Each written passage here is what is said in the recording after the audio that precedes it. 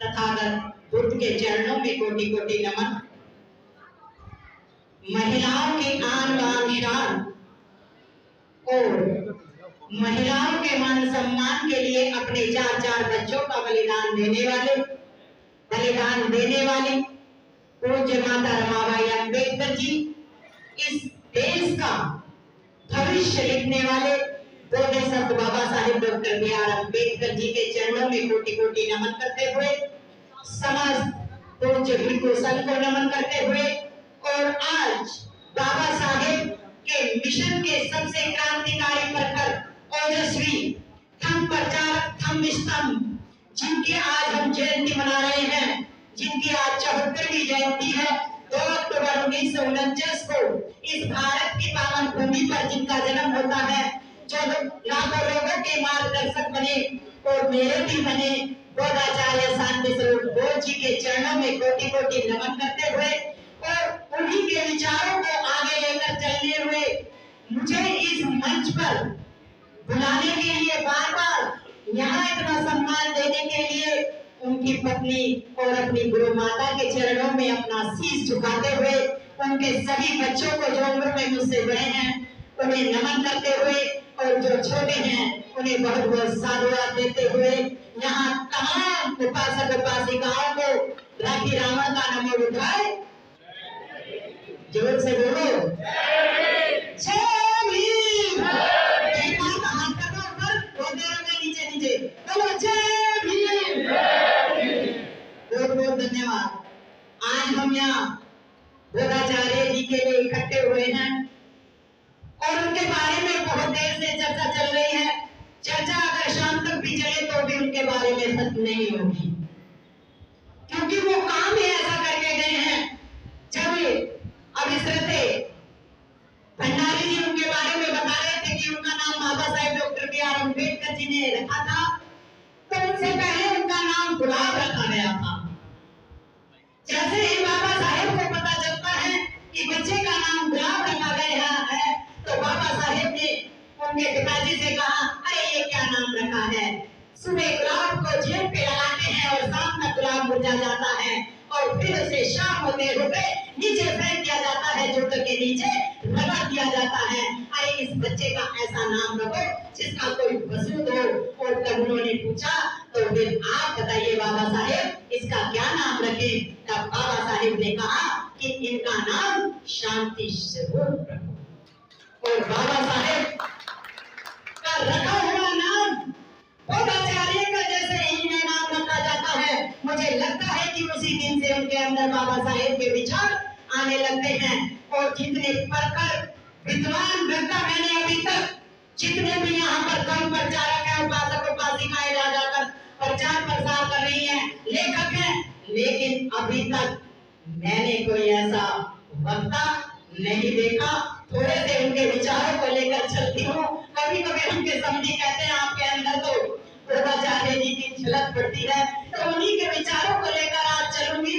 हो सकता है कुछ ऐसे तो मैं इनसे रोज प्रेरणा लेती हूँ। जब तक मैं इनकी वीडियो ना देखूं या इनकी कोई बुक ना पढूं तो मुझे चैन नहीं मिलता है।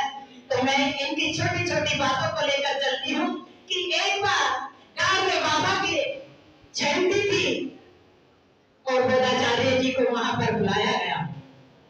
बोधाचार्य जी ने एक छोटी सी कहानी वहां पर बताई।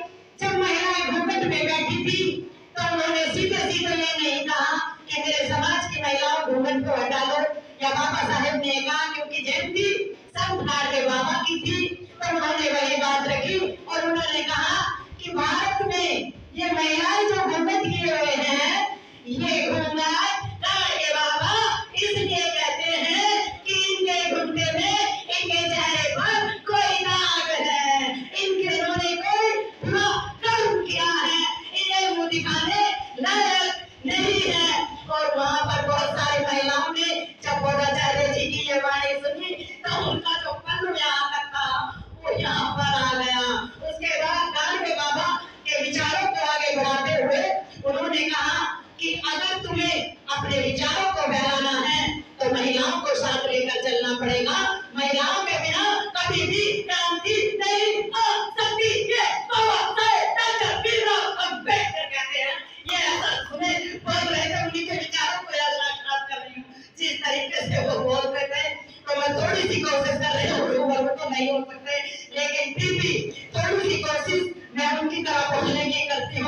और दूसरी तरफ फिर उन्होंने जो आगे बात बढ़ाई वो बात आप तक पहुंचाती हूँ। उन्होंने कहा मेरी पत्नी जब अपना ब्लाउज सिलाने के लिए जाती है, दर्जी के पास जाती है, तो आजकल दर्जी नहीं कहते, उसे कहते हैं बौकी। मुझे याद आ गई है।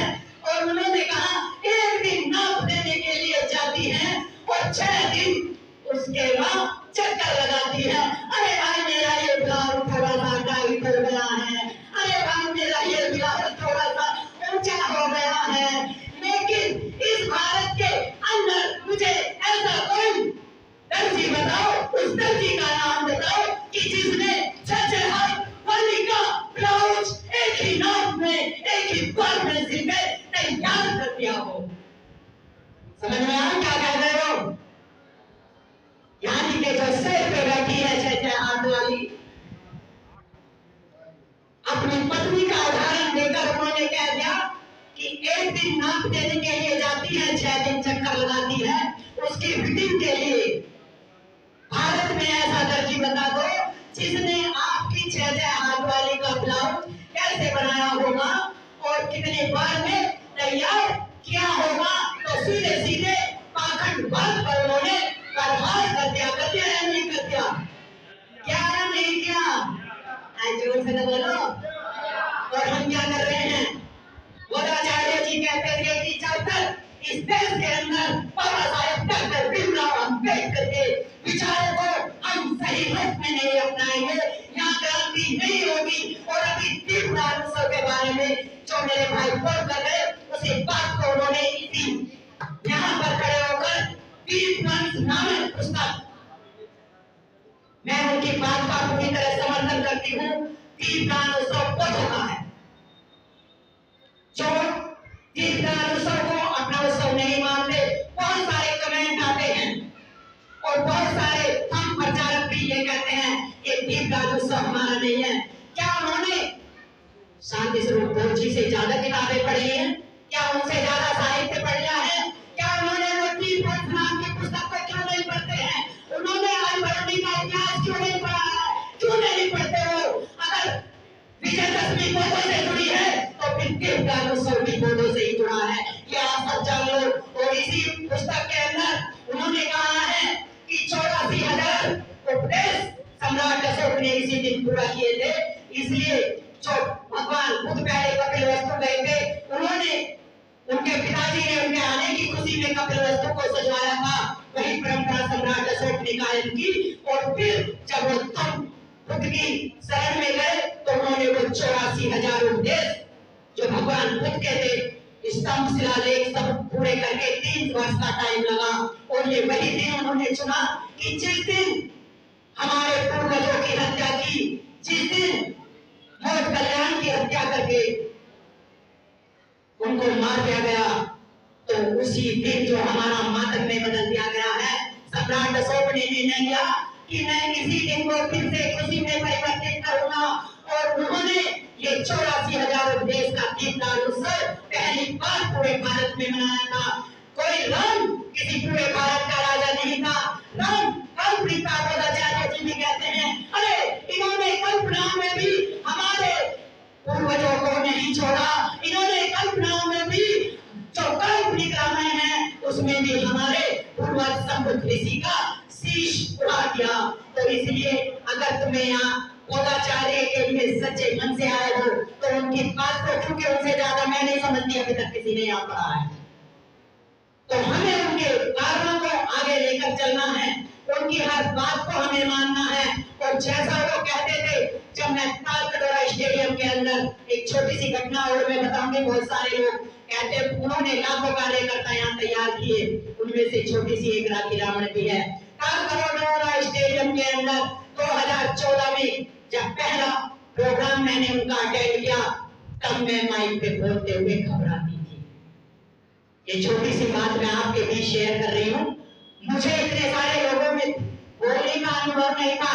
मेरे धर्मगुरु डॉक्टर सहरा बोध जी ने मुझे शांति स्वरूप बोध जी से कहकर उसमें वक्ता रखवा दिया। और मेरे दिल में धक धक हो रही थी कि मैं इतने बड़े मंच पर इतने लोगों के सामने क्या बोलूं।